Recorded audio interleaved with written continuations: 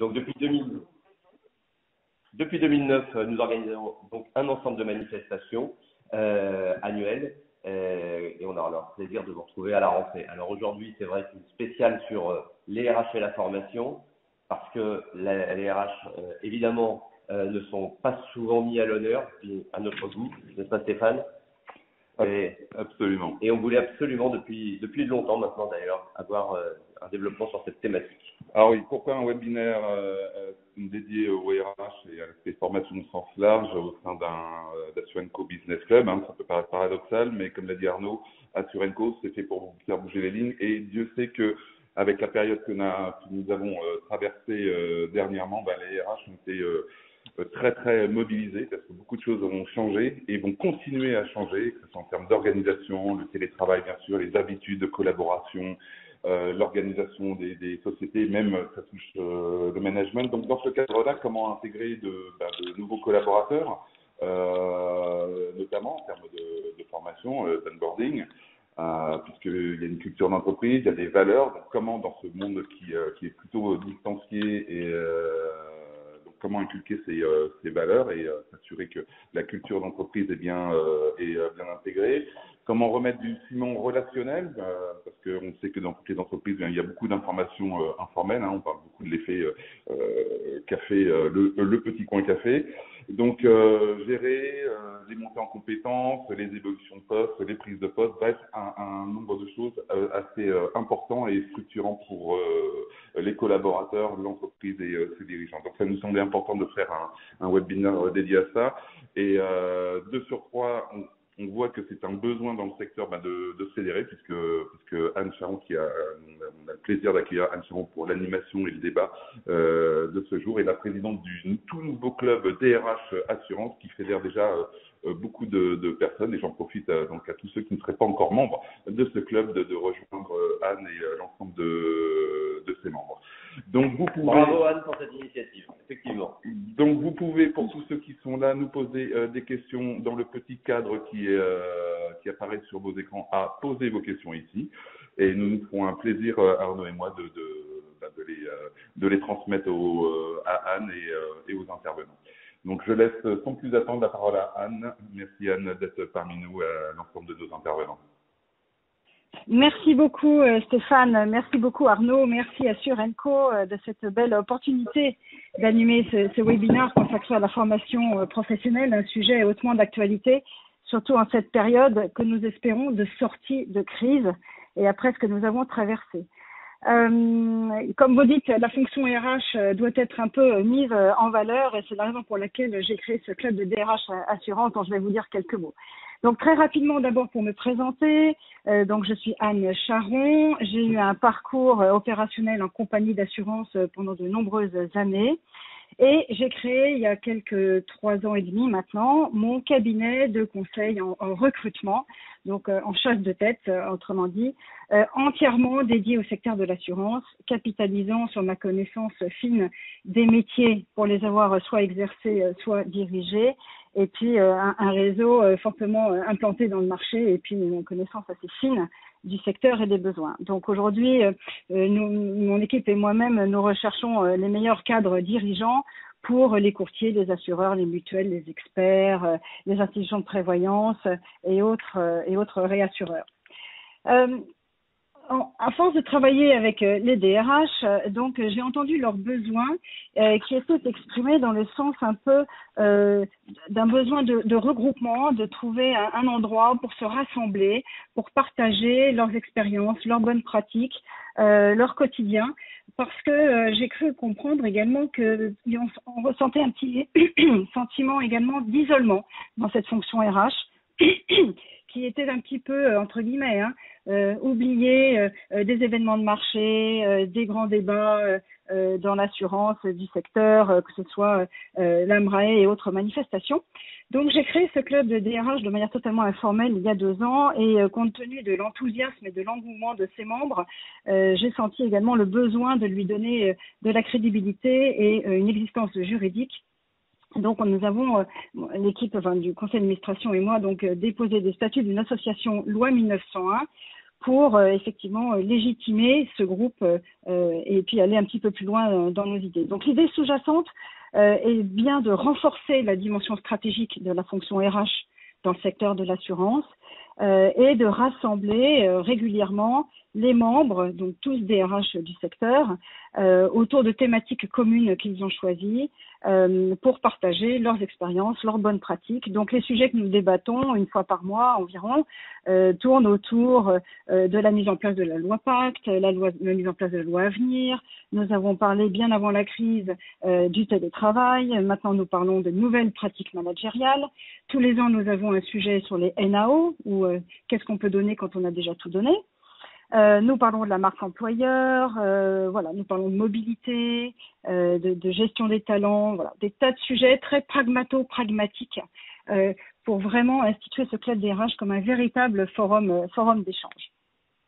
Et donc, ça fait donc le lien avec notre sujet du jour, bien évidemment, la formation professionnelle, et surtout en cette période chahutée que nous avons traversée et à laquelle nous devons maintenant nous adapter, et bien évidemment en haut de l'agenda, et une des préoccupations forcément des DRH et des dirigeants pour mettre à jour les compétences des collaborateurs pour effectivement aller dans le sens d'une meilleure performance de l'entreprise. Donc, je vous propose aujourd'hui que nous balayions un petit peu 3 thématiques autour de l'évolution de la formation professionnelle dans l'assurance, en essayant de comprendre un petit peu l'impact de la crise sur la formation, et puis avec le panel prestigieux que je vais vous présenter, essayer de dégager les tendances de demain. Et puis peut-être aurons-nous le temps aussi d'évoquer les enjeux de la formation versus le budget, puisque bien évidemment il n'est plus question de considérer la formation professionnelle comme un coût, mais bien évidemment comme un investissement pour l'avenir. Donc je remercie infiniment les participants qui ont travaillé pour préparer ce webinaire et vous présenter leurs idées, leurs visions. Donc je vais vous les présenter rapidement et bien évidemment avant de passer la parole à chacun. Donc je remercie infiniment d'être dans le panel France Wagner, la DRH de Marche, Sandrine Martin, la DRH de COFAS, Emmanuel Nave, la DRH de Mutued, Assistance, Karine Imbert, présidente adjointe d'AGA et également agent général MMA dans l'Est de la France. Pascal Bied-Charreton, qui est le CIO de Moonshot, qui représentera le secteur de l'InsurTech dans le débat. Francis Teboul, qui est le président de AF2A, et Laurence Huchez, qui est directrice pédagogique d'AF2A. Alors, sans plus attendre, je vous propose que nous rentrions dans le vif du sujet et donc d'évoquer ensemble ou d'échanger les vues, que le panel échange ses vues sur l'impact de la crise sanitaire. Donc, clairement, cette crise a profondément modifié les pratiques de la formation. Donc, quels ont été, d'après vous, les grands changements et surtout, que peut-on espérer qu'il en restera en attendant, quels ont été surtout les changements, on imagine, le besoin est bien sûr toujours là, mais surtout dans la mise en œuvre des formations. Donc, avec le télétravail, le management à distance, comment tout ça s'est-il passé ces derniers mois? Je vous propose que nous commencions par France Wagner, donc la DRH de Marche, qui partage avec nous leur pratique. France, à vous.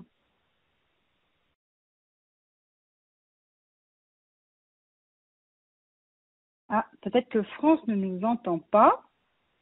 Pourtant, je crois que normalement tout était réglé.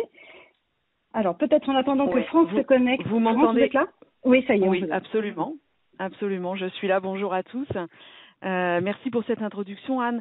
En effet, un impact extrêmement significatif en 2020. Nous, ce que nous avons vécu, et je crois toutes les entreprises un petit peu de la même manière, c'est l'arrêt brutal et complet de tout notre programme de formation que nous avions démarré dès le 1er janvier, avec évidemment énormément de formations en présentiel qui, tout d'un coup, se sont arrêtées.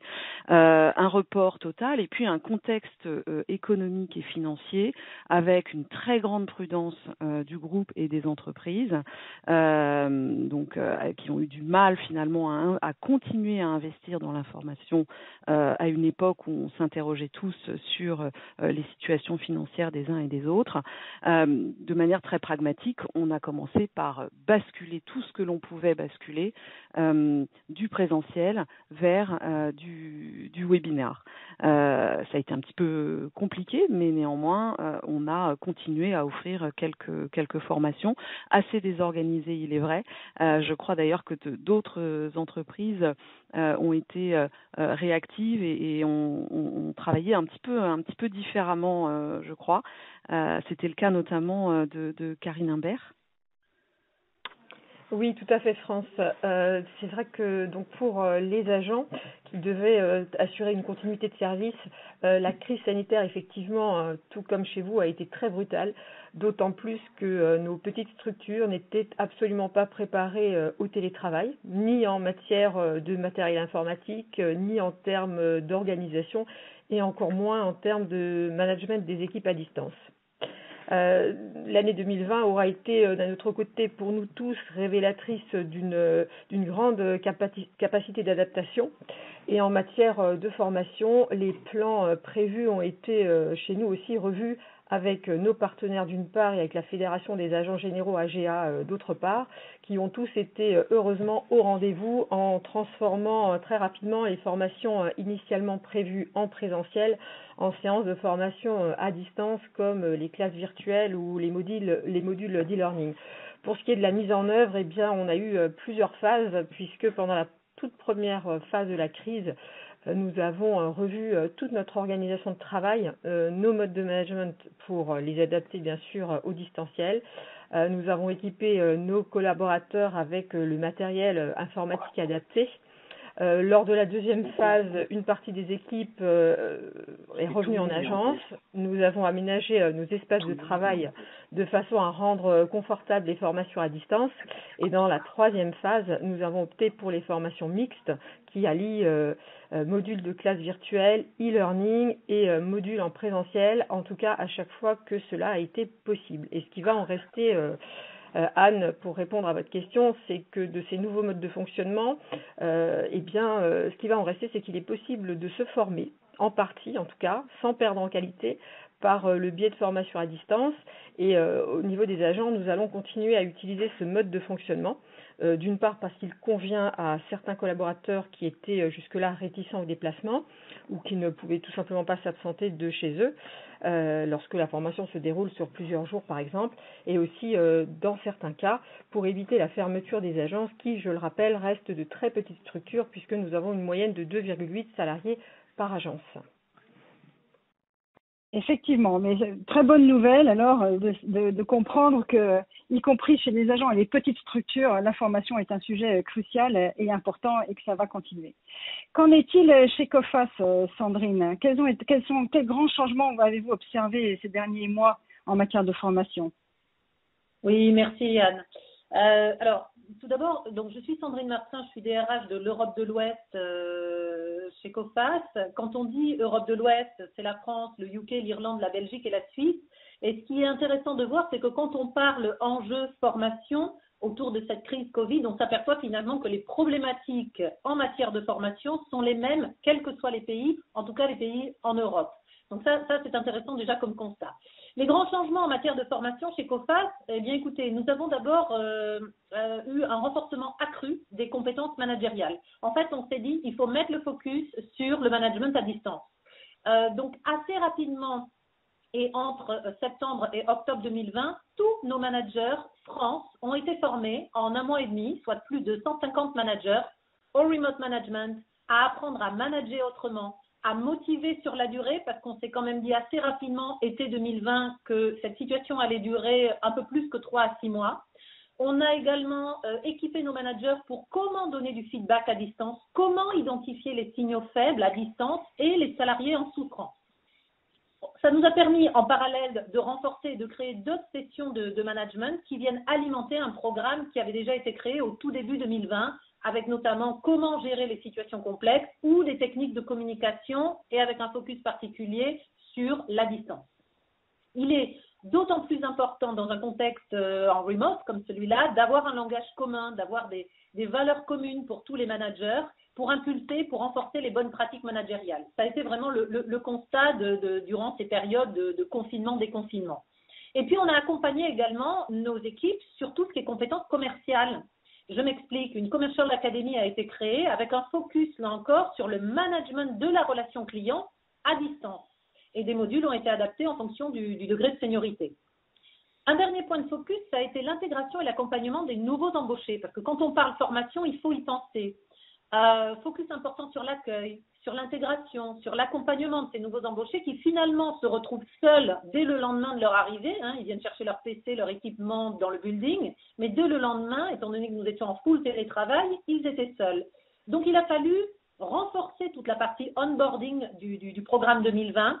On a créé des buddies pour tous, pour accompagner effectivement chaque nouvel entrant, des sessions d'accueil, des présentations métiers, des parcours d'intégration différents avec beaucoup de rendez-vous individuels pour créer le lien.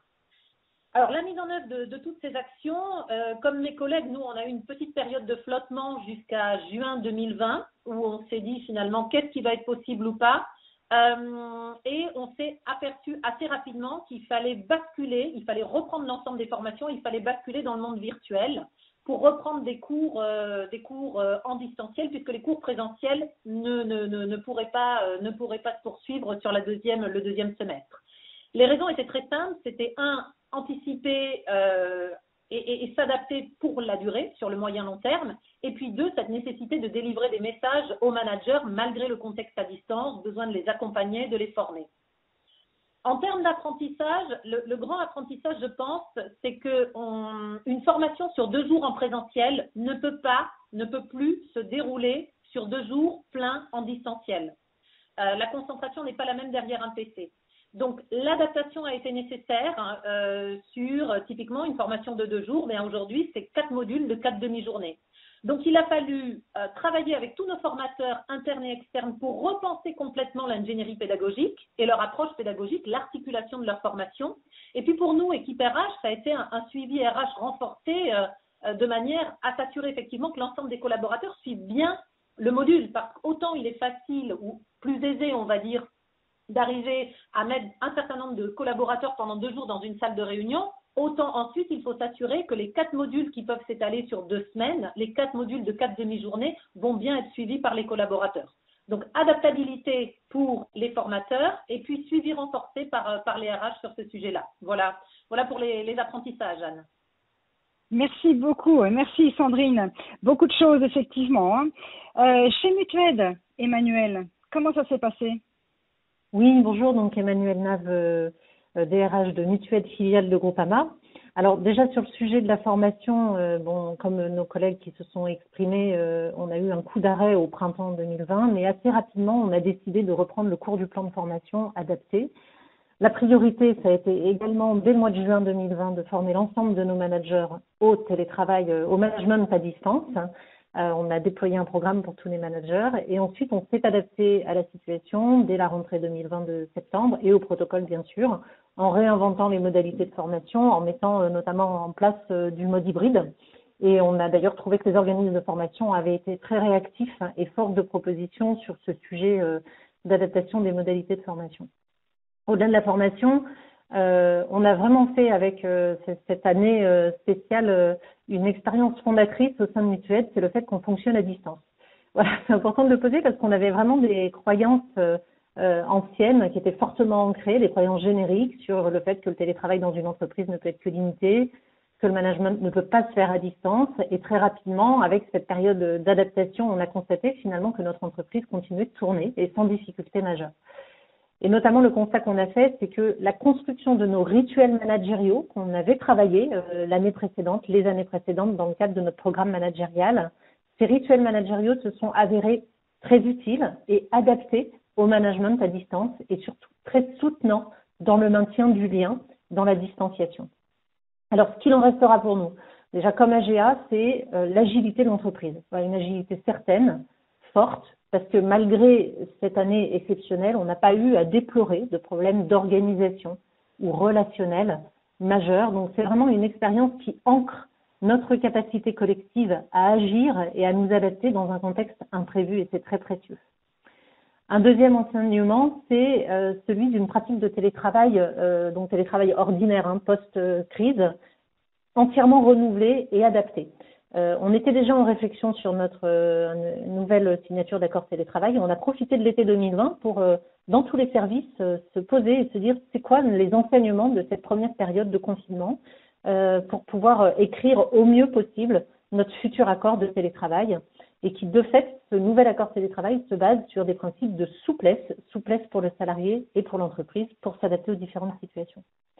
Le troisième enseignement, c'est celui du renforcement des liens. Alors bien sûr, on a eu des cas isolés d'isolement, mais ce qu'on a observé d'une manière plus générale, c'est plutôt, paradoxalement, un approfondissement des liens entre collègues, parce que l'éloignement nous a fait prendre conscience de plusieurs choses pour la plupart d'entre nous, c'est qu'on aime notre travail, on aime notre entreprise, on aime retrouver nos collègues et qu'on manque actuellement de se retrouver, de l'espace commun, de tout l'informel que peut donner le présentiel. Et cette prise de conscience, ça a été finalement l'occasion d'exprimer les uns les autres notre envie de nous retrouver, à quel point les autres, nos collègues, notre entreprise comptent pour nous et ça a vraiment renforcé nos liens, paradoxalement. Effectivement, on n'aurait pas pensé, merci beaucoup Emmanuel, on n'aurait pas pensé que avec la distanciation sociale, les liens soient finalement renforcés. C'est le paradoxe et finalement sûrement un enseignement très positif de cette crise. Et on sait bien que de chaque crise, de chaque chaos naissent des opportunités, mais je pense qu'en voici une belle au service, encore une fois, de la richesse du lien social dans l'entreprise. Alors, je voudrais qu'on entende aussi un peu le retour d'expérience d'une InsurTech, donc de Moonshot, en la personne de son CEO, Pascal Biais de Charreton. Comment ça s'est passé dans le monde digital, dans la partie digitale de l'assurance, Pascal? Bonjour à tous. Moonshot, pour en dire un mot, c'est un projet entrepreneurial qui est né chez Société Générale Assurance. Donc, on est à la fois une InsurTech et on est accroché à un grand groupe de banques et d'assurance avec son expérience et sa propre expérience de cette situation. On a été créé pour développer des solutions d'assurance pour les plateformes digitales, travailler avec les codes du digital, la simplicité des parcours, la transparence, la capacité à prendre des décisions et à procéder à des règlements très rapidement. Donc, essayer de renouveler l'expérience d'assurance dans des secteurs comme le e-commerce, le voyage. Moonshot, c'est une équipe d'une vingtaine de personnes. Si je me replace à ce fameux moment de mars 2020, il se trouve de façon très intéressante, c'est un moment où on se posait beaucoup de questions de cohésion.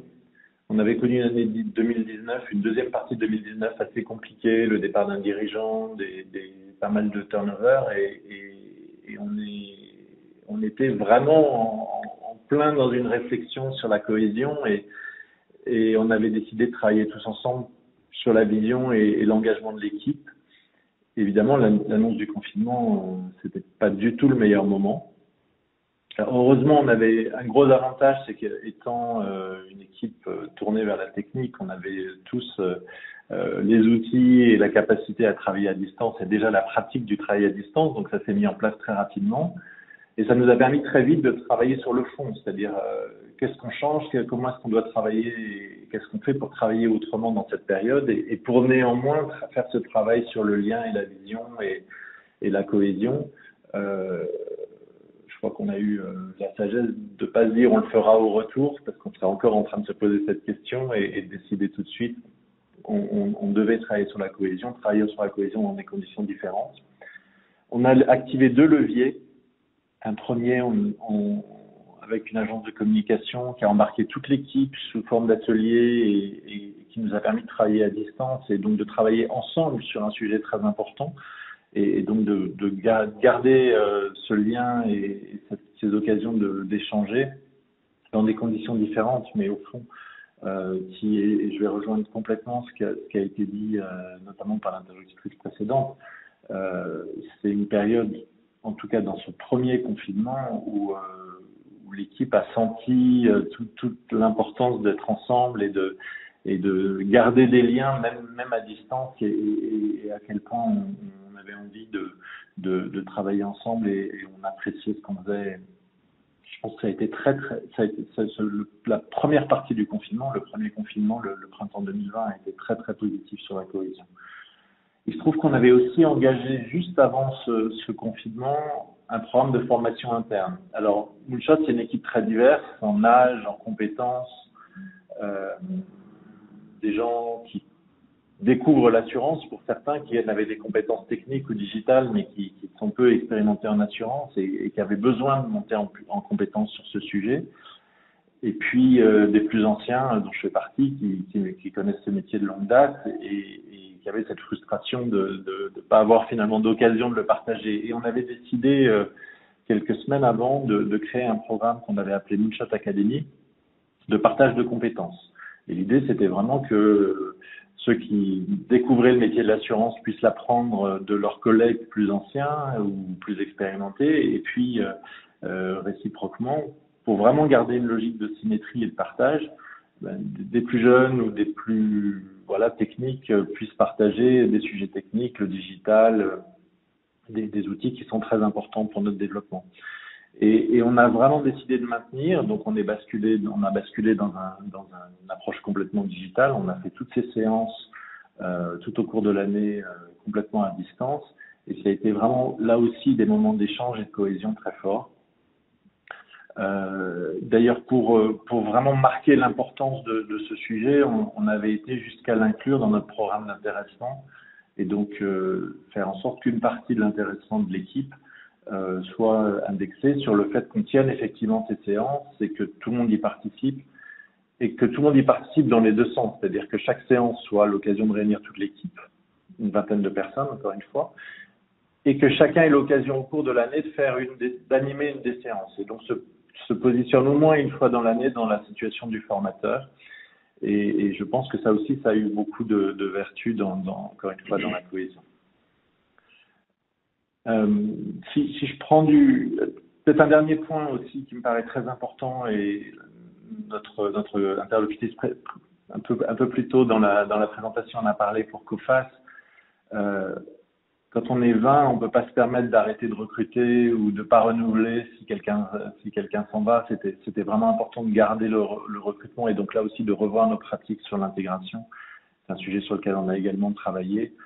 Maintenir les recrutements prévus, maintenir les intégrations prévues, basculer là encore dans un mode complètement distant, et donc créer des occasions pour les nouveaux arrivants d'avoir un échange, de rencontrer toute l'équipe et de se faire présenter par chacun ce sur quoi il travaille, dans quelles conditions il travaille et ce qu'il apporte à l'équipe. Et là aussi, encore une fois, c'est un mot que j'ai un peu martelé, mais sur la cohésion très importante.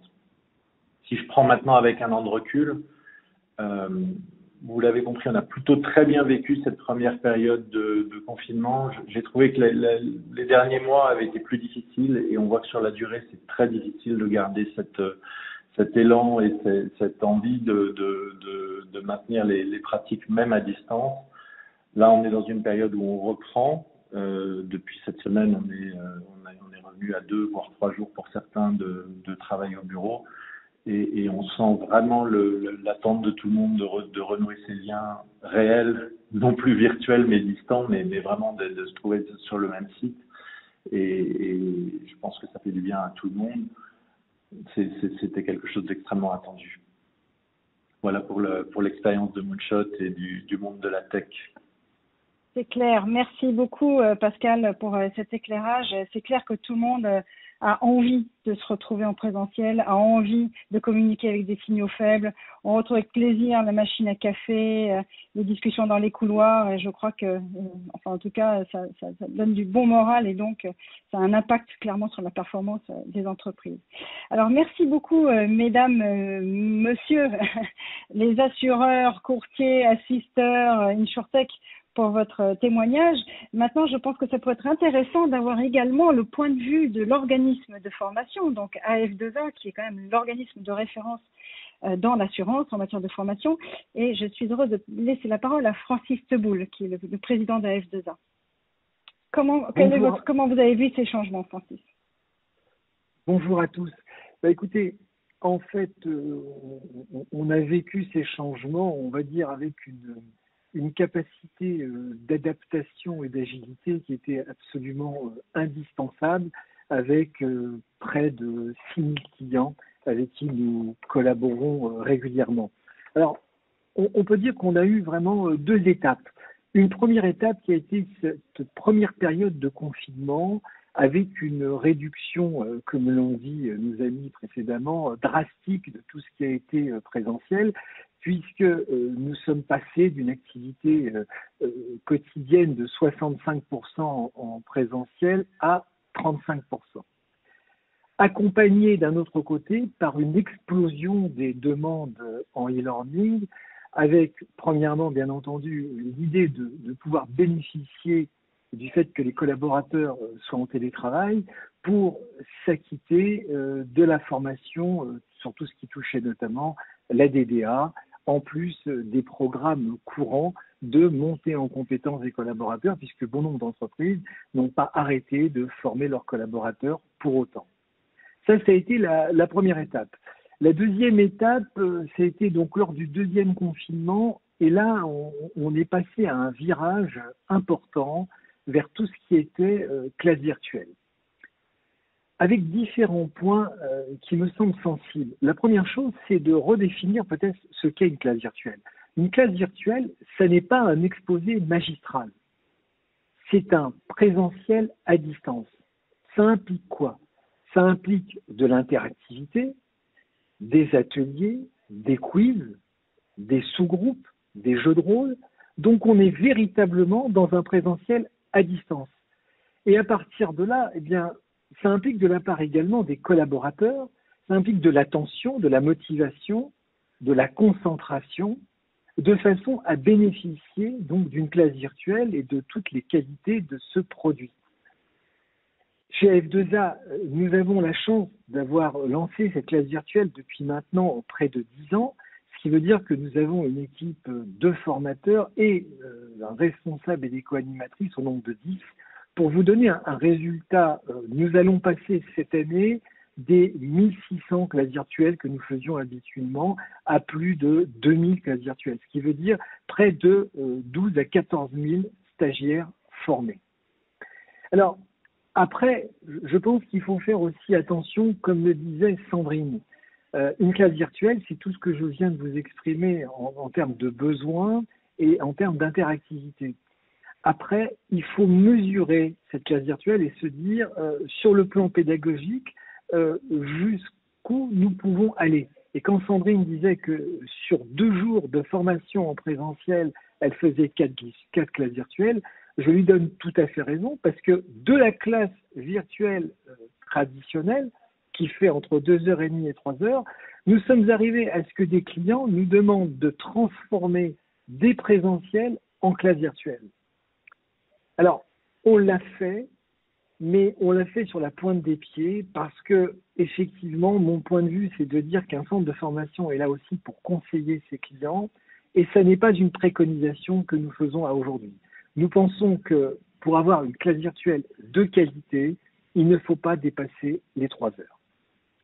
Après, le ressenti des stagiaires, celui que nous avons en permanence, il est important. C'est-à-dire qu'aujourd'hui, vous avez des formations professionnelles, métiers souvent, mais vous avez à l'intérieur des entreprises des formations produits, beaucoup de réunions en ligne, ça c'est ce qui est lié au télétravail bien sûr, ce qui veut dire qu'aujourd'hui, si vous rajoutez toutes les formations réglementaires, et Dieu sait si nous sommes dans des activités réglementaires, qui sont la DDA, l'IOBSP, l'AMF, l'immobilier, on arrive à avoir pour les uns et pour les autres entre 15 et 30 à 40 heures de formation.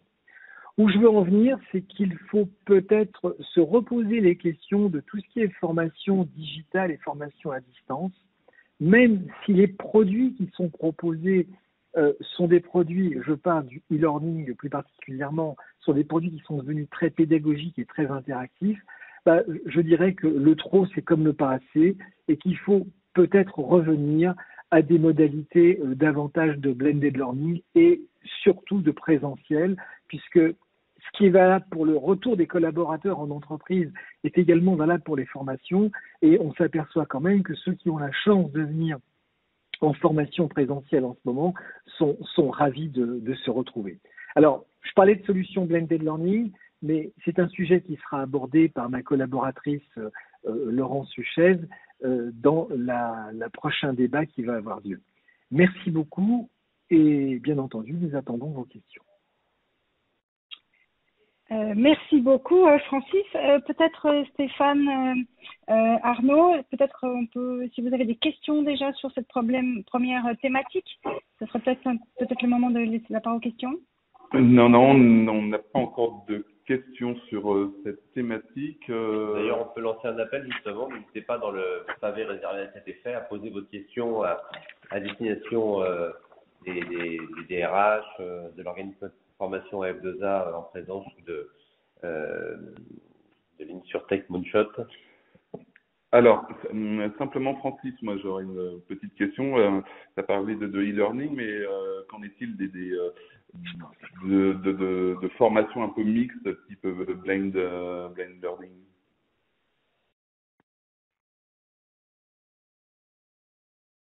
Je crois qu'on va aborder ce sujet-là dans la thématique suivante, donc peut-être qu'on peut laisser un partage de vues et d'expérience sur ce sujet. Ça marche, bon, on peut passer à la thématique 2. Donc, je vous propose alors que vous voyez qu'on avance et puis probablement on garde peut-être il y aura-t-il des questions sur la fin.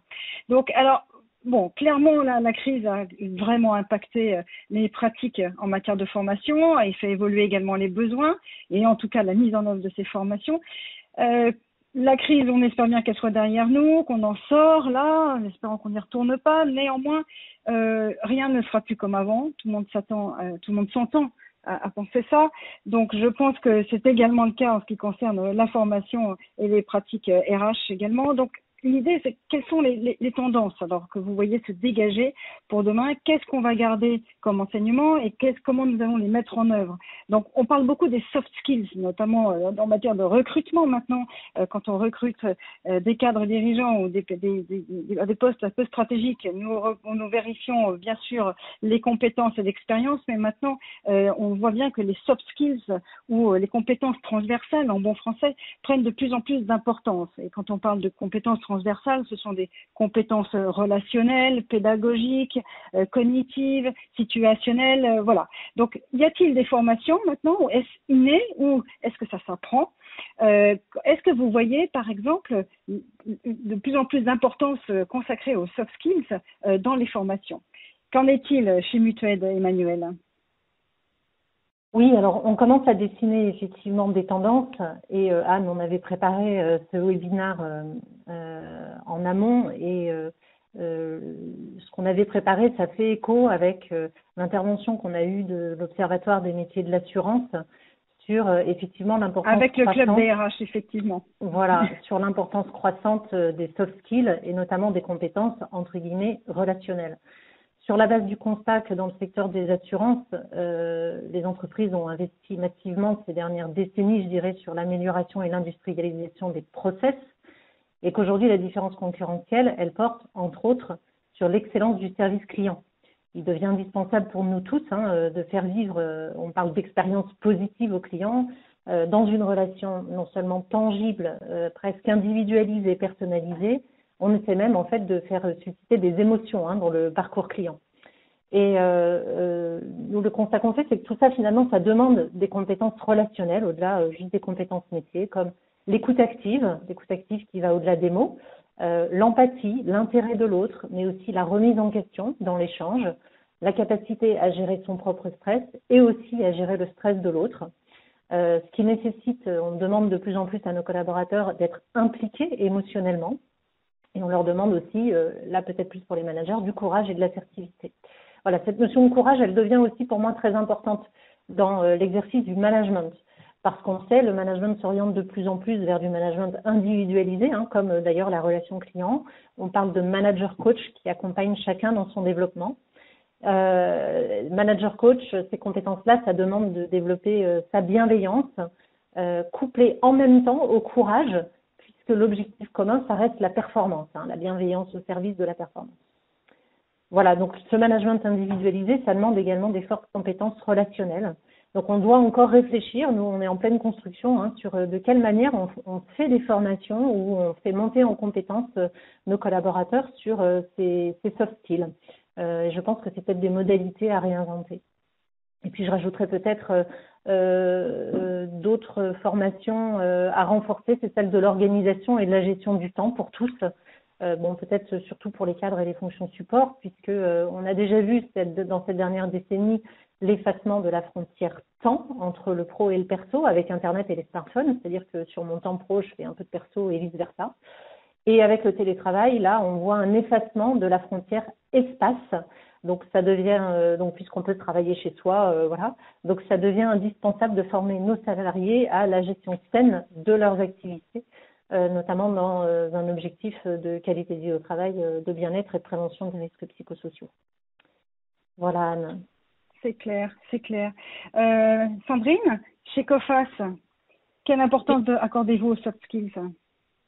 Alors, clairement, l'importance des soft skills a été mise en exergue avec la situation de crise et la distance qui a été créée par le télétravail et notamment lors du tout premier confinement qui était quand même extrêmement brutal et massif. Que ce soit pour les dirigeants ou même pour les managers, des middle managers, les soft skills ont révélé toute leur importance. Pour nous, ça a été une communication régulière, par des vecteurs différents d'ailleurs. On a mis en place des films réguliers, on communiquait toutes les semaines, on faisait des binômes avec les membres du comité de direction pour envoyer la communication du vendredi. Donc communication régulière essentielle, le leadership, de la présence. Pourquoi? Pour de la motivation régulière des équipes aussi. Et on cascadait ces messages-là aux middle managers en leur disant également renforcer les réunions d'équipe. Si vous faisiez avant une réunion d'équipe une fois par mois ou toutes les 2 semaines, vous faites une réunion d'équipe toutes les semaines. Et vous ne réunissez pas que vos direct reports, vous réunissez tout le monde. Donc au-delà des soft skills, il y a moi ce que j'appelle les human skills. C'est vraiment ce qui est ressorti. C'est-à-dire leur faire comprendre à ces managers et aux leaders qu'il est important de renforcer le contact régulier, d'écouter les collaborateurs individuellement également, et de savoir repérer ces fameux signaux faibles, de saisir tout le non-verbal. Ça a été vraiment la grande révélation autour des soft skills, grâce, et je dis bien grâce, à ce confinement. Parce que ça amène finalement, pour ceux qui sont OK pour le faire, pour ceux qui le font au quotidien, pour ceux qui ont le courage de le faire également, ça amène beaucoup plus de connexion. L'autre point, c'est la gestion adaptée aussi et différente de profils juniors versus des profils seniors qui a été mise en avant. Je m'explique. Autonomie, gestion du temps, ça doit être des vrais sujets d'attention pour les managers vis-à-vis des collaborateurs et notamment des plus jeunes. Ces mêmes jeunes qui, avant le confinement, avant la crise Covid, étaient extrêmement demandeurs de journées de télétravail. On le sait, on entendait parler de flexibilité autour des millennials, de ces profils-là. Et puis finalement, nous, on s'est aperçu avec la crise et tout ce qu'il y a eu autour que ces profils juniors sont finalement ceux, quand on se retrouve en full télétravail, 5 jours par semaine, sont ceux qui avaient besoin de plus de contacts finalement. Parce que les profils seniors, finalement, ils avaient déjà probablement une certaine méthodologie de travail et puis des repères en termes de mode de fonctionnement. Donc, c'était intéressant aussi de voir que les soft skills pour les managers, ces soft skills devaient être appliqués et renforcés un peu plus vis-à-vis de certaines populations que d'autres. Voilà un peu dans le constat. Et bien évidemment, maintenant, pour nous, les soft skills, on a mis en place un programme management dont je vous parlais. L'idée, c'est d'avoir des modules aussi ponctuels. Nous, on renforce aujourd'hui tout ce qui tourne autour, mais au-delà des soft skills, c'est ce que j'appelle les human skills, qui ça intègre l'empathie, cette capacité à comprendre qu'il faut écouter les collaborateurs individuellement et qu'il faut savoir repérer, saisir tout le non-verbal. Tout à fait. Merci beaucoup Sandrine. Donc, Karine, alors chez les agents, ces compétences humaines ou transversales, est-ce que ça prend de l'importance aussi, j'imagine? Comment ça se traduit du côté des agents?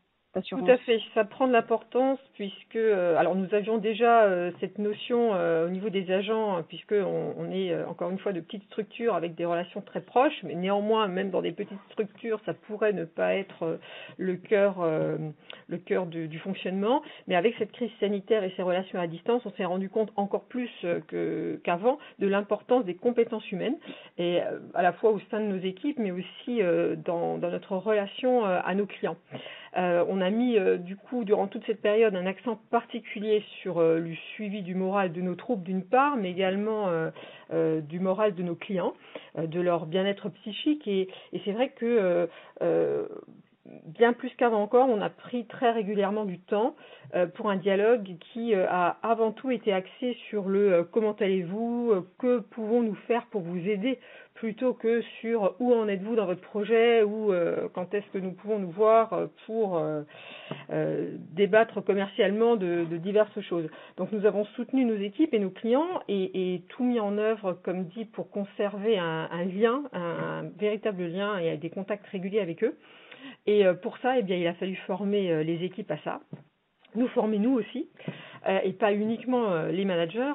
Le résultat, eh bien, c'est des équipes qui sont encore plus soudées, des collaborateurs et des clients qui se sentent encore plus soutenus que jusque-là.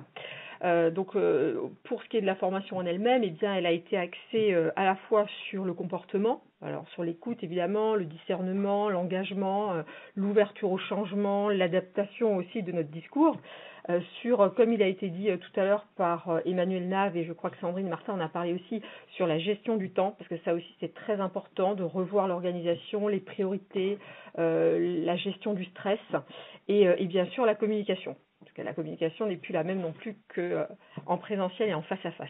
Donc on va poursuivre, nous de notre côté, ce travail sur les soft skills et plus largement sur le développement des compétences humaines. Et côté AGA, nous avons un gros volet aussi qui s'ouvre, et là c'est plutôt rapport au stress de nos équipes, sur tout ce qui est risques psychosociaux. Donc ça c'est à venir très prochainement. Très bien. Donc, c'est clair à travers vos témoignages que les soft skills ou donc les compétences humaines transversales prennent vraiment de plus en plus d'importance, tant pour l'entrée dans l'entreprise que en termes de montée de compétences. Alors, en termes de nouvelles pratiques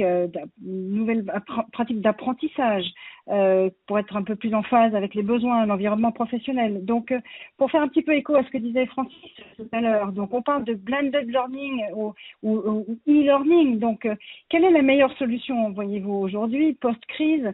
Est-ce que c'est une tendance? Est-ce qu'on fait un peu plus de blended? On fait que de l'e-learning, que de modules à distance en présentiel? Comment ça fonctionne? Comment voyez-vous la tendance? Donc, France, pour le courtage et plus particulièrement chez Marche, comment voyez-vous ces nouvelles pratiques d'apprentissage? Alors, écoutez, très clairement, la crise, et on l'a vu, nous a permis de tester des modalités de formation beaucoup plus online, voire full online, et on a retiré de tout ça une véritable expérience, une véritable compréhension de ce que l'on pouvait faire en formation pure e-learning, ce qu'on ne pouvait pas faire, quelles étaient les contraintes, etc., etc. On a tous très vite pris conscience que cette crise, elle allait durer et surtout qu'elle allait complètement, on l'a dit, transformer nos modes de fonctionnement et donc la manière dont on allait former nos collaborateurs et dont eux-mêmes envisageaient de continuer à se former. Chez Marche, on a adopté une réflexion très très structurée et structurante pour l'avenir. C'est vraiment de se poser la question de savoir quel est le transfert de connaissances ou de compétences qui peut se faire à travers du distanciel, du digital, de l'e-learning, etc. Et quels sont les apprentissages dont on restait convaincu que le présentiel resterait la meilleure méthode d'apprentissage. Donc, on a fait tout un travail avec l'équipe RH et en consultant les collaborateurs de segmentation finalement de notre catalogue de formation pour prendre des décisions sur qu'est-ce qu'on va garder en e-learning, dans quoi est-ce qu'on va investir en termes d'e-learning aussi, pour faciliter le transfert de connaissances et le transfert de compétences en interne, et qu'est-ce qui va rester au contraire en présentiel. Pour nous, la conclusion à laquelle nous arrivons, c'est que le transfert de connaissances pures, il se conçoit finalement assez facilement sur du digital, sur des formules courtes, y compris sur du format, y compris sur de la formation managériale. On a des collaborateurs qui sont assez friands d'aller chercher de la connaissance. Pour tout ce qui va être, par contre, parcours structurant qui vise le développement de la compétence et qui s'appuie surtout sur la mobilisation du vécu du collaborateur, alors la dynamique de groupe en présentiel nous semble à privilégier. Alors à quoi est-ce qu'on est arrivé? On s'est rendu compte que finalement, 20% de notre catalogue allait rester fondamentalement en présentiel. Pour 80% du reste du catalogue, on pouvait avoir des approches mixtes, soit full e-learning, soit blended, et on est même en train d'investir, mais je vous en parlerai un petit peu plus tard, d'investir dans des processus ultra efficaces de création de contenu de 15, 20, 30 minutes qui fédèrent les collaborateurs autour d'un projet d'e-learning pour justement favoriser le transfert de leurs connaissances à nos nouveaux arrivants, à nos nouvelles générations qu'on a besoin de former. Donc voilà pour Marche la manière dont on oriente nos projets de formation. Merci France. Sandrine, du côté de COFAS, comment ça se passe? Quelle approche? Du côté de COFAS, alors je rejoins assez le constat et l'analyse de Francis et de France. L'avenir pour nous sera sûrement vers une approche mixte qui va permettre d'apporter en fait toute la flexibilité que nous retrouvons aussi finalement dans le télétravail. Je partage assez l'analyse de France et ce qui me fait dire ça également, c'est qu'en parallèle, nous avons déjà chez COFAS signé un accord de télétravail pour la situation post-Covid avec l'ensemble des partenaires sociaux pour un mode de fonctionnement jusqu'à 3 jours en télétravail et 2 jours de présence sur site. Donc très clairement, là où nous étions juste avant la crise Covid, à un petit jour de télétravail par semaine. Donc d'abord, on voit bien l'influence positive, l'influence des évolutions en termes de culture et de pratique, mais cela veut dire aussi qu'il va falloir s'adapter à partir du moment où on a 3 jours sur 3 journées des collaborateurs en télétravail ou jusqu'à 3 journées et 2 jours sur site, il va falloir s'adapter de toute façon aussi dans les pratiques et dans les pratiques autour de la formation. Donc l'approche mixte, c'est le futur. Une approche pure en full e-learning, elle a ses limites. Elle a ses limites sur la durée. Et je vais prendre un exemple très concret. Alors, elle a ses limites en termes d'approche pédagogique. On l'a vu tout à l'heure avec l'explication des 2 jours présentiels, les 4 jours aujourd'hui sur des formations management. C'est parfois un peu plus compliqué, même si ça se pratique. Mais elle a ses limites en termes d'approche pédagogique et d'impact. Et un très bon exemple pour moi, c'est le coaching. Les coachings individuels. Les coachings individuels en full e-learning, en full distanciel, c'est compliqué, ne serait-ce même qu'en termes d'impact. Voilà. Donc, pour toutes ces raisons, l'avenir, il est clairement sur une approche mixte. Alors, nous n'avons pas encore, France disait 20%, 80% chez Marche. Je pense que ce sera plutôt du 40-60 chez COFAS. Tout ça reste à déterminer. On apprend en faisant également, puisque on est en train d'adapter. Mais définitivement, pour le futur, c'est une approche mixte. Ok, très bien. Emmanuel, chez Mutued, est-ce une approche mixte ou full canal? Alors, je ne sais pas très bien si je suis encore bien connectée, mais je suis connectée par l'audio, donc tout va bien. Voilà. Je vais faire court parce qu'il y a beaucoup de choses qui ont été dites auxquelles on souscrit complètement. Pour nous, c'est évident qu'on va développer de plus en plus des approches mixtes.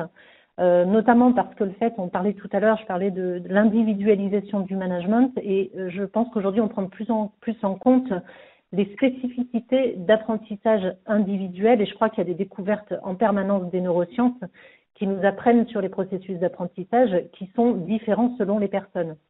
Pour nous, ce qui est important, c'est de mixer les temps et les espaces, donc du synchrone, de l'asynchrone, du collectif, de l'individuel, du présentiel, du distanciel, justement parce que c'est cette mixité des approches qui permettent un renforcement de l'apprentissage. Par exemple, je reçois une première documentation d'introduction à la thématique que j'étudie, puis j'ai un cours en salle, ensuite il y a de la pratique individuelle qui est accompagnée, ensuite on fait un retour d'expérience partagé.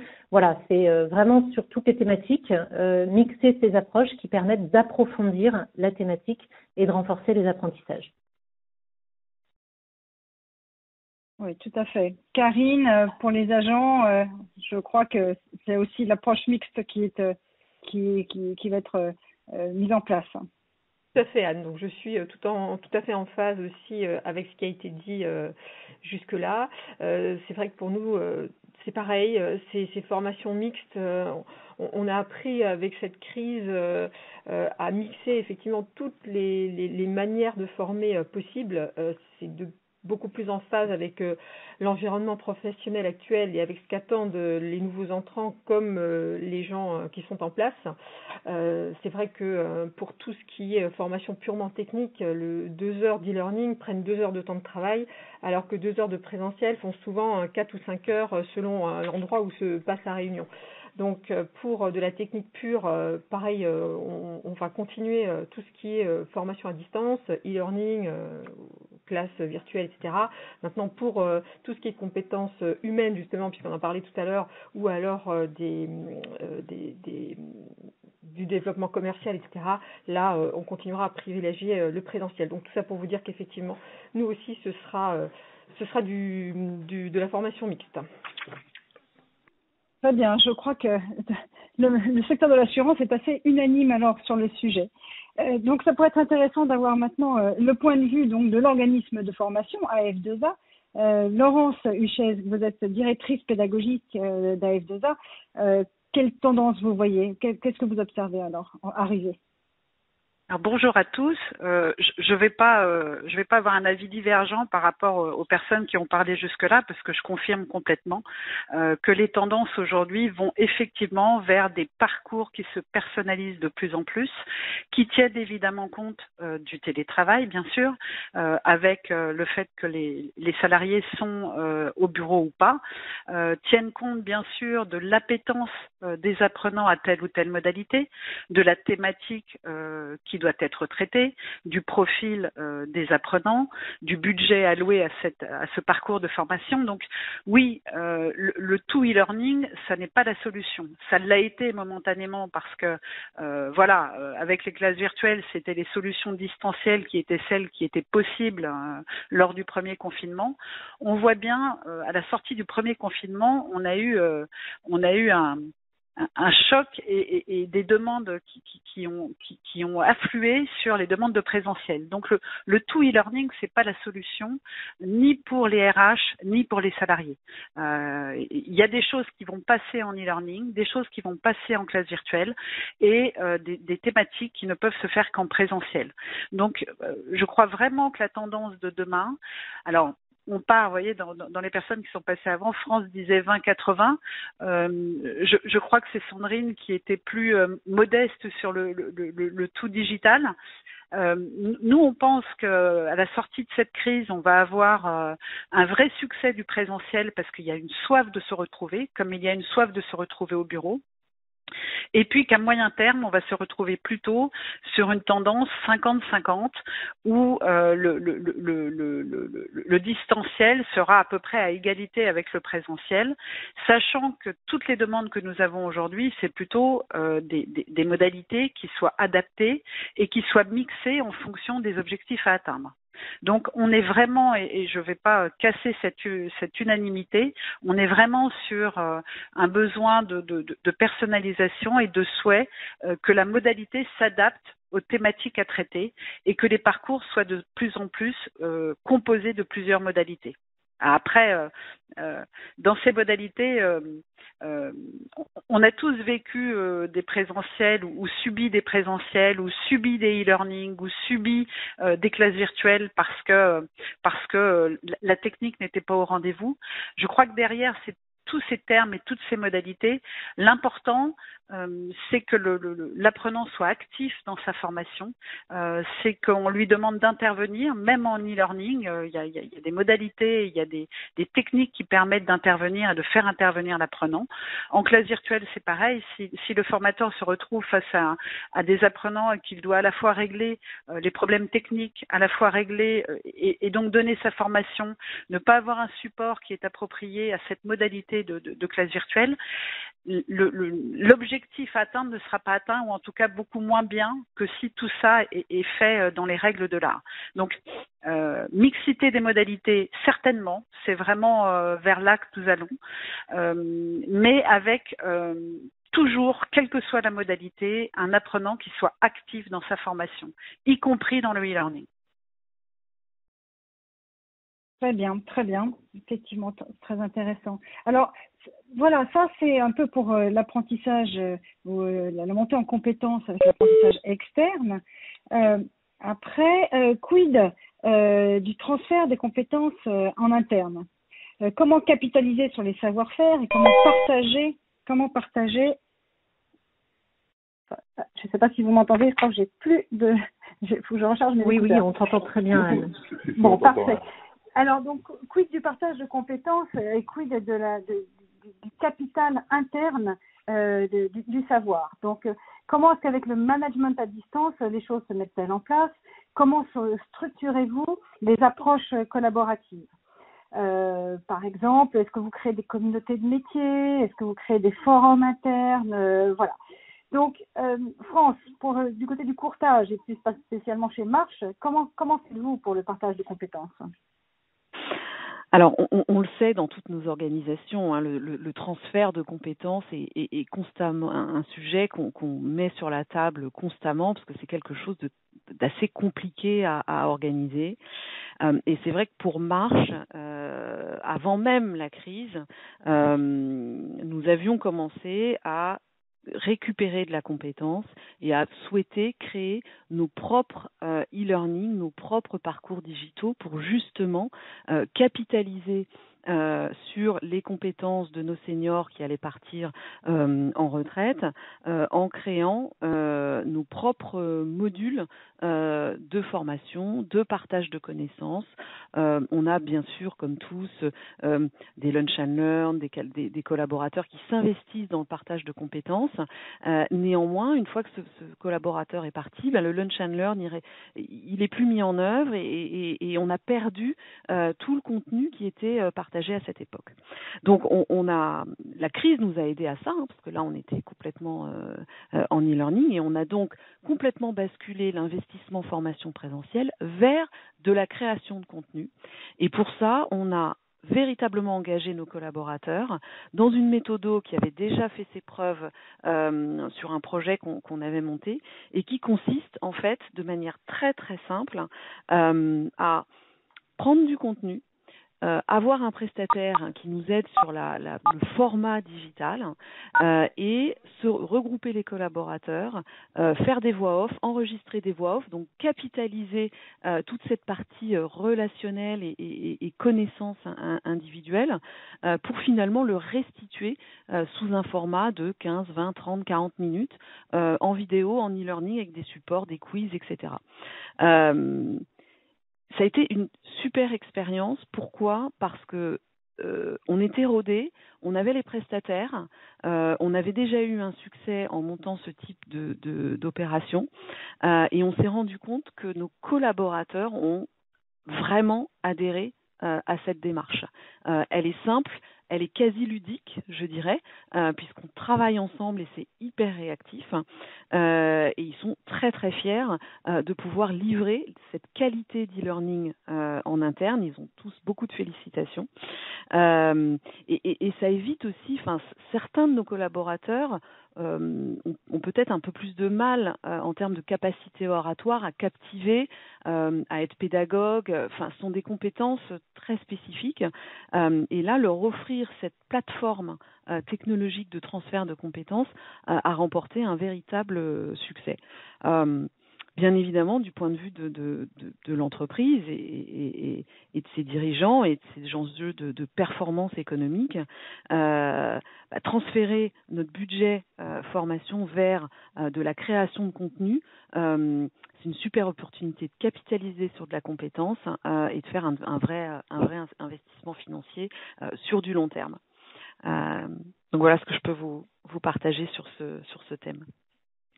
Merci France. Effectivement, c'est un cercle vertueux puisque faisant cela, vous aussi développez les sachants qui transmettent leur savoir, vous les développez aussi en soft skills en leur apprenant l'art oratoire et la posture. Très très bien, très vertueux. Sandrine, comment ça se passe chez COFAS? Comment capitalisez-vous sur les savoir-faire internes? Eh bien, chez COFAS, alors nous avons mis l'accent et on le met toujours sur le transfert des connaissances par les sachants en interne pour une raison très très simple, au-delà de la crise, c'est que nous sommes dans un cycle de transformation important depuis maintenant ces 3-4 dernières années chez COFAS. Et qui dit transformation dit forcément évolution, renouvellement des équipes. Donc on a eu beaucoup d'anciens qui sont partis. Il était et il est toujours nécessaire d'assurer une continuité dans la connaissance, en fin de compte, de nos cœurs de métier.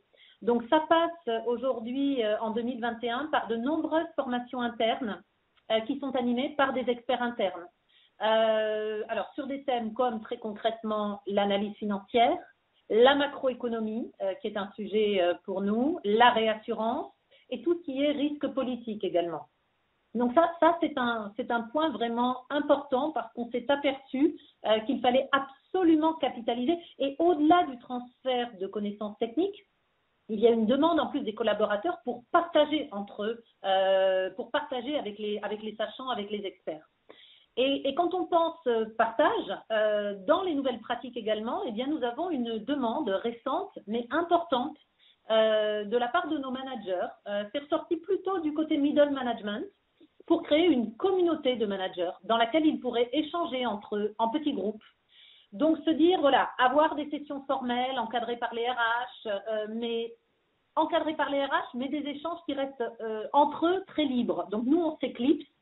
Bien ça a été la demande et c'est l'idée en fin de compte. C'est voilà, de mettre en place ces communautés de managers avec ces moments d'échange parce qu'ils ont besoin entre eux aujourd'hui d'échanger sur des best practices, sur des partages de problématiques pour recueillir juste les bons conseils de leurs pairs qui ont pu rencontrer des situations similaires. Ça a été mis en exergue au travers d'un programme il y a 1 an et demi qui s'appelait Lead Together, où effectivement il y avait dans la méthodo pédagogique le fait à un moment donné de se réunir en petits groupes et de dire tiens, moi j'ai été confrontée à ça, petits groupes de 5 ou 6, vous savez les sous-groupes qu'on peut faire dans ce genre de training, et j'ai rencontré tel problème et on partage. Et là ils se sont dit mais ça serait vraiment bien d'avoir une communauté de managers où on peut partager. Donc voilà, en termes de capitalisation des savoir-faire internes, chez COFAS, ça porte aussi bien sur les sachants, les experts techniques et ce transfert de connaissances techniques que j'ai évoqué en introduction, que sur du partage d'informations entre communautés de managers sur des best practices ou des bons conseils parfois dans la capacité à gérer telle ou telle situation à titre personnel sur des situations rencontrées concrètement. Voilà. Ok. Et Emmanuel, chez Mutued, vous aussi, vous encouragez le partage des connaissances en interne entre sachants et récipiendaires. Déjà, je voudrais dire que c'est très intéressant d'écouter mes homologues. C'est vraiment très inspirant et on voit qu'on est aussi face aux mêmes enjeux et problématiques, donc c'est enrichissant d'en partager. Alors, c'est vrai que pendant cette période particulière, il y a cette distanciation qui nous a fait beaucoup perdre en spontanéité. Tout ce partage d'informations, de bonnes pratiques ou autres qui se faisait de manière impromptue dans les couloirs ou au gré des fins de réunion. Et dans cette période, on a dû être dans une organisation et une planification de tous nos échanges. Alors, ça a eu un effet bénéfique cependant, même si il y a cette valeur de l'informel, du présentiel, du non prévu qui est très important dans la transmission. Cette période à distance, ça nous a aussi forcé, je dirais, à renforcer notre capacité à structurer nos échanges et justement le partage d'informations. Par exemple, pendant le confinement depuis l'année dernière, on a formalisé des bonnes pratiques managériales récoltées dans les différents services de manière à les partager à tout le monde. On les a formalisées sur des documents efficaces et simples à lire. Depuis plusieurs années, on est aussi, comme Marche, c'est très intéressant, engagé sur la création de communautés. Ça fait plusieurs années qu'on a créé la communauté des managers, où là, on est vraiment dans cette culture du partage avec du co-développement, mais aussi d'autres rencontres de partage pour eux.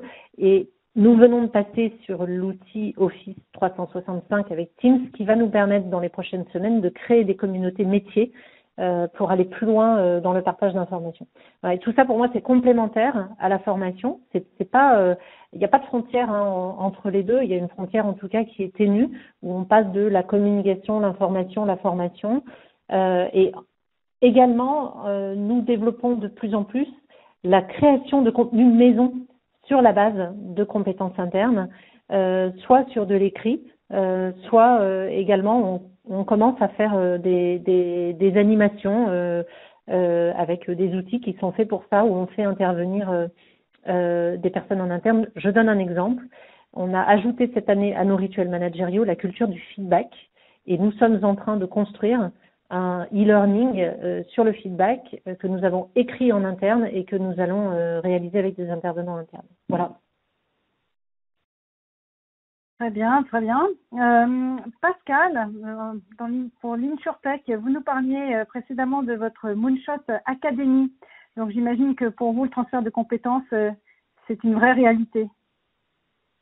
On y a passé, effectivement, on a beaucoup investi dans ce sujet. Je disais tout à l'heure, le fait d'avoir finalement une grande diversité de profils et la nécessité de créer de la cohésion, ça amené assez naturellement à ces échanges de compétences. Moi, ce qui m'a beaucoup intéressé dans les différentes présentations, c'est que finalement, on voit que toutes nos organisations, elles ont rencontré, quelle que soit leur nature, et elles sont très différentes les unes des autres, elles ont rencontré les mêmes difficultés, la difficulté notamment d'organiser de l'informel et de garder des échanges informels là où tout a eu tendance à beaucoup se structurer, beaucoup se séquencer. Et je crois que tout le monde a souffert de la même façon de ces manques.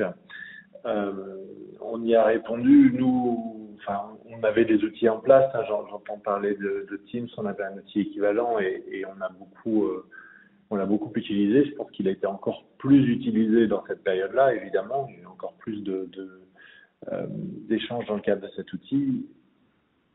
Et pour autant, le besoin du contact réel est resté extrêmement fort. Donc, on a appris des choses, on a fait des choses différemment et il y a beaucoup de choses qui resteront. Et notamment, on a tous appris à mieux travailler à distance et à mieux travailler ensemble à distance. On a surtout appris que voilà, le fait d'avoir une équipe sur un seul site qui se réunit et qui réfléchit ensemble, c'est irremplaçable. C'est clair, c'est clair. Karine, alors les agents d'assurance sont des plus petites structures. Parfois, vous disiez il y a 2 personnes, 3 personnes dans l'agence. Néanmoins, ça n'empêche pas la transmission du savoir. Comment vous observez la tendance du côté des agents? Alors là, je vais plutôt, Anne, prendre la parole pour ma structure. Donc là, je peux difficilement parler au nom de tous les agents. Par contre, pour ma structure, alors qui est composée de 3 agences, on avait déjà un petit peu cette notion de travail à distance entre nous, puisque géographiquement, elles ne sont pas situées les unes tout de suite à côté des autres. Et chez nous, tout ce qui est process et personnes, on va dire, détenant les talents et les informations sur des sujets bien précis sont identifiés déjà dès le départ pour les nouveaux entrants par le biais d'un livret d'accueil. Alors là, c'est un livret d'accueil, on a pu travailler là-dessus avec la fédération, donc ce livret d'accueil est disponible pour tous les agents. Nous, on l'utilise beaucoup, les choses sont identifiées là-dessus. Maintenant, pour ma structure, on a également une plateforme d'échange donc une plateforme sur laquelle sont répertoriées encore une fois toutes les personnes compétentes pour les divers sujets qu'il y a chez nous. Cette plateforme est accessible à tous, donc c'est une plateforme où il y a aussi échange à la fois d'écrits, à la fois de documents, etc. Et effectivement des réunions virtuelles régulières, des fois très courtes, des fois un petit peu plus longues, sur des sujets bien précis. On a également des groupes de partage de bonnes pratiques. Alors pour nous, on a plusieurs groupes. On a le groupe des pros, on a le groupe du marché du particulier, on a le groupe de la collective, parce que j'ai la chance d'avoir une agence qui est assez structurée tout de même. Et c'est vrai que ces partages de bonnes pratiques sont hyper efficaces pour la transmission des savoirs. Alors, très franchement, c'est aussi un petit peu ce qu'on fait dans le club des RH Assurance, hein, nous. Donc, c'est un transfert de savoir également, avec des échanges de bonnes pratiques, des retours d'expérience sur des sujets extrêmement pragmatiques pendant la crise l'année dernière, en tout cas pendant au moins le premier confinement, alors que nous étions tous en distanciel. Et vous rappelez-vous, on cherchait les masques partout, le gel hydroalcoolique partout. Les sujets ont été aussi pragmatiques que où est-ce que tu as pu commander les masques, quel est le fournisseur, combien tu en as pris, comment tu as organisé le premier retour au bureau, des plexis, des marquages au sol, des choses comme ça. Voilà, donc l'échange des bonnes pratiques est définitivement quelque chose de très très crucial pour avancer. À ce stade, peut-être avons-nous des questions de l'auditoire? Je me tourne vers Arnaud et Stéphane. Non, on n'a pas de questions de l'auditoire. Par contre, on suit avec vraiment, c'est passionnant tout ce qui s'est dit. Par contre, le temps court, donc on a une troisième thématique qui est sur la partie enjeu versus budget. Ce que je proposerais, si vous en êtes tous d'accord, c'est que sur cette thématique, chacun fasse une ou deux phrases plutôt courtes pour qu'on tienne dans le timing imparti. Très bien, très bien. Je pense qu'on va pouvoir y arriver. Et déjà, on a la chance de pouvoir aborder cette troisième thématique que nos participants intervenants avaient préparée. Donc, clairement, est-ce que, donc je m'adresse au panel, est-ce que vous voyez les budgets de formation plutôt à tendance baissière, compte tenu des nouveaux outils, du numérique qui se met en place, de ces formations mixtes, distancielles, présentielles? Donc, comment est-ce que vous voyez un impact sur votre budget? Comment est-ce que vous voyez la chose? Est-ce que vous voyez, j'imagine que non, mais néanmoins je vous pose la question, est-ce que la formation est un coût ou un investissement pour vous? Voilà, comment est-ce que vous appréhendez le sujet du budget par rapport aux enjeux de la formation? France, chez Marche, qu'est-ce que ça donne? Alors, qu'est-ce que ça donne chez Marche? On compte, la question du budget est toujours une question cruciale et on essaye toujours d'être au plus juste, au mieux. Néanmoins, on sait pertinemment que cet investissement, il est nécessaire. Donc, c'est un peu ce que je vous disais depuis le début de mon intervention. Moi, je compte en effet sur cette mixité entre l'e-learning et le présentiel pour faire plus de formation avec autant de budget. La question par contre que je me pose, c'est que je sais que je vais avoir des boulimiques de la formation blended ou de la formation e-learning et là ils seront très très bien servis. Pour les parcours structurants, je pense que c'est un petit peu comme le retour au bureau, on aura besoin de faire revenir nos collaborateurs à la formation en présentiel, et ça je pense que c'est un enjeu sur lequel on n'a pas encore touché du doigt, mais pour moi il existe et il est dans un petit coin de ma tête. Donc dans tout ça, il faudra qu'on trouve notre chemin, y compris budgétaire. Merci France. Karine, pour les agents, du côté agent.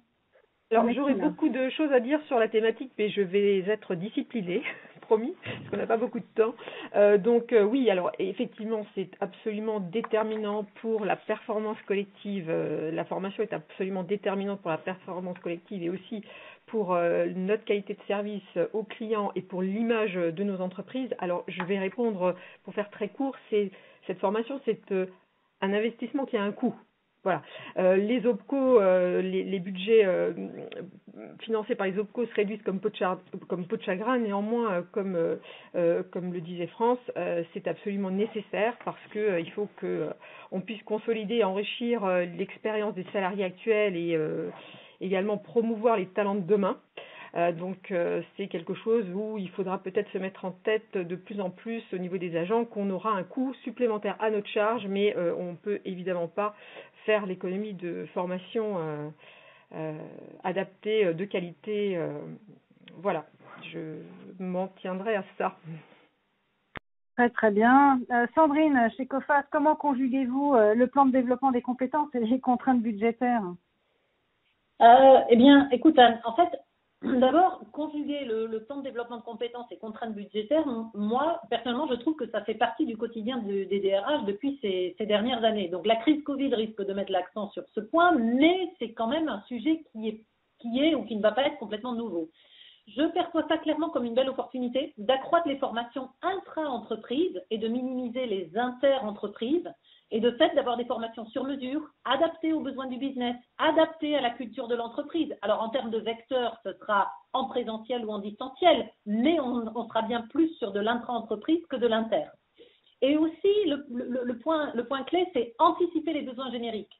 Se poser les questions sur les compétences nécessaires à moyen long terme, les décliner via des formations sur mesure en intra, distanciel ou présentiel, qui permettent ainsi d'optimiser les budgets.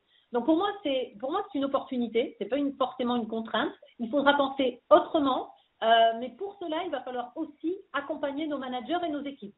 Et quand on identifiera les besoins génériques, ce qu'a fait aujourd'hui et cette année là dès début 2020 mon équipe, les accompagner en amont et les challenger en amont. C'est plus du one shot, j'ai un besoin, je prends un tel et je l'envoie à l'extérieur. Non, il faut penser autrement. Il faut mutualiser en interne.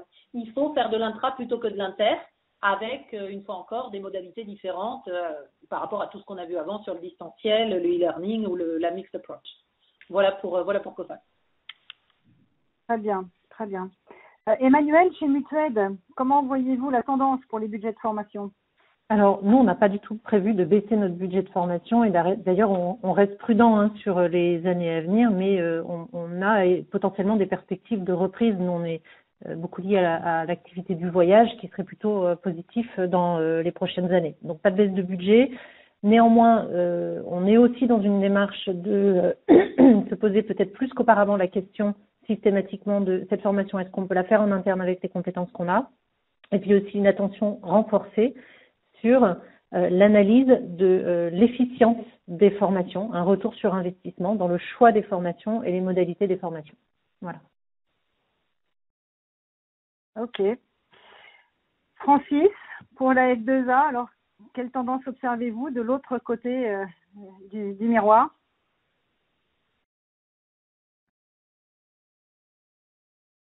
Francis ou Laurence, peut-être? On ne vous entend pas, peut-être êtes-vous toujours mieux? Vous m'entendez, non? Oui, c'est parfait. Vous m'entendez? Voilà. Écoutez, en fait, le problème de coût pour nous n'est pas nouveau, puisque le problème de coût, nous le rencontrons en permanence. Mais ce qui a été dit au préalable est tout à fait réel, c'est-à-dire que les entreprises vont vers davantage d'intra-entreprises, une recherche d'efficience, un ROI, mais ils attendent également de leur centre de formation autre chose. C'est-à-dire que pendant des années, si vous voulez, le centre de formation, il exécutait en majorité en fonction d'un besoin client. Aujourd'hui, le centre de formation est devenu un conseil. C'est un conseil souvent au travers du plan, au travers de la méthodologie et au travers de la réalisation de modules.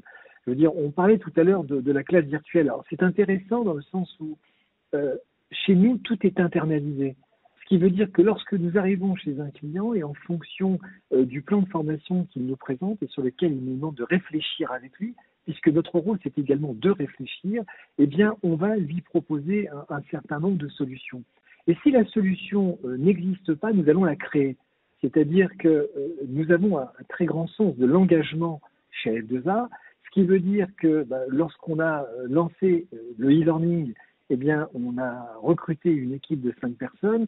On a 500 formateurs aujourd'hui qui travaillent sur la réalisation de contenu, sous la houlette de Laurence et d'une équipe de créatifs. Lorsqu'on a lancé la classe virtuelle, je vous disais tout à l'heure, la classe virtuelle, c'est pas un exposé magistral. Malheureusement, aujourd'hui, quand on parle de classe virtuelle, c'est souvent un formateur devant des apprenants. Chez nous, ça ne correspond pas du tout. C'est-à-dire que vous avez un appel en amont du stagiaire à qui on va présenter le format de la classe virtuelle, à qui on va expliquer la façon dont ça va se passer, le déroulé et ses moyens pour lui d'intervenir à l'écrit ou à l'oral. Ensuite, pendant la classe virtuelle, je vous parlais également d'ateliers, de quiz et de, de groupes. Eh bien, à partir de là, vous allez avoir une co-animatrice qui va intervenir et qui, avec le formateur, va travailler sur l'action de formation. Donc, en fait, aujourd'hui, tout ça pour vous dire que le coût a une importance, bien sûr, mais chez nos clients, on va quand même mesurer ce qui est apporté par le centre de formation et pas essentiellement au niveau du produit, mais également en amont et ensuite à la fin de l'action de formation. Le coût existe. Maintenant, nous travaillons beaucoup avec les agents généraux. Nous avons cette chance de former entre 12 et 15 000 collaborateurs d'agents par an. On s'aperçoit quand même que la priorité pour notre clientèle d'agents généraux notamment, et les autres également, c'est de conserver les talents dans les entreprises. Voilà ce que j'ai à vous dire. Je crois que vous avez tout à fait raison, Francis. C'est important de conserver les talents au service de la performance et surtout de les développer. Stéphane, Arnaud, peut-être avons-nous des questions de la salle ?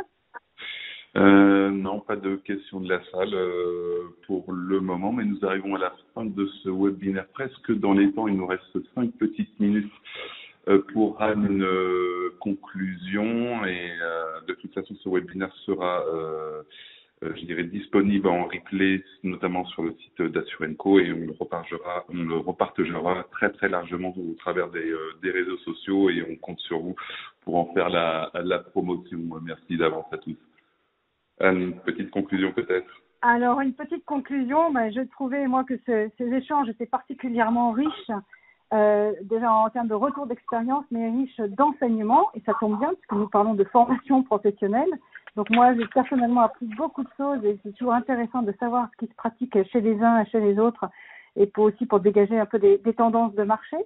Il me reste surtout à remercier infiniment notre prestigieux panel d'intervenants, France, Sandrine, Emmanuel, Karine, Pascal, Francis et Laurence, d'avoir travaillé et préparé ce webinaire. Je pense que vous avez balayé énormément de sujets. J'espère que ça a été utile pour notre auditoire. Il me reste aussi à remercier Assurenco pour m'avoir confié la conduite de ce webinaire. J'ai pris beaucoup d'intérêt et beaucoup de plaisir à le faire. Et je vous remercie au nom du club des DRH de l'assurance pour nous avoir donné cette opportunité. Et j'espère pouvoir contribuer à vos futurs travaux également. Et puis, dernier appel, bien sûr, pour tous les DRH dans l'assistance qui nous regardent et nous écoutent. N'hésitez pas à me contacter par LinkedIn où vous trouverez facilement mes coordonnées. Si vous souhaitez faire partie, être membre du club des DRH Assurance, qui encore une fois réunit les DRH du secteur, toutes formes de sociétés confondues, compagnies, courtage, mutuelles, assisteurs, experts et assureurs, institutions de prévoyance. Si vous souhaitez vous associer au débat et réfléchir ensemble avec vos pairs, vous serez les bienvenus. Et de la même manière, Anne, l'ensemble des interlocuteurs que tu adresses dans le cadre du club DRH Assurance sont dorénavant, j'aurais tendance à dire depuis toujours, mais ils ne venaient pas beaucoup, toujours les bienvenus évidemment aux soirées Assurenco que nous allons réorganiser normalement dès la rentrée avec grand plaisir.